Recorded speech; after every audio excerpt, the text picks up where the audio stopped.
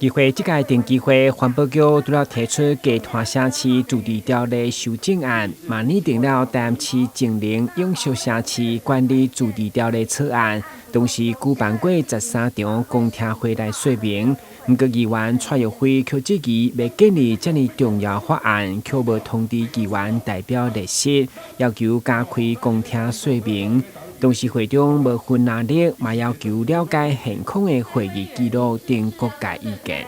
时间唔能经议会咧开会，我未当参加，我要开说明会，啊，阮是要才开会，也是要发表意见。我拜托主席爱责成咱市政府负责单位，唔通阮咧议会咧开会，恁啊咧开公听会，恁来叫阮配合一下。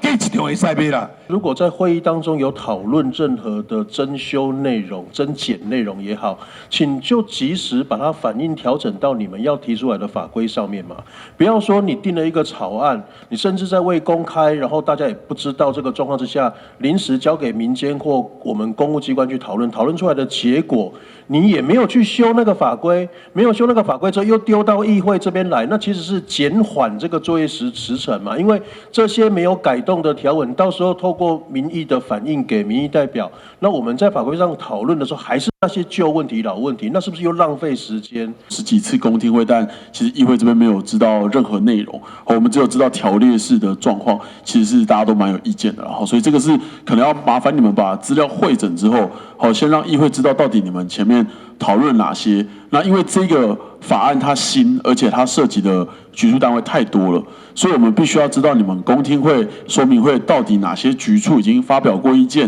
或是已经得到过民间团体或者民间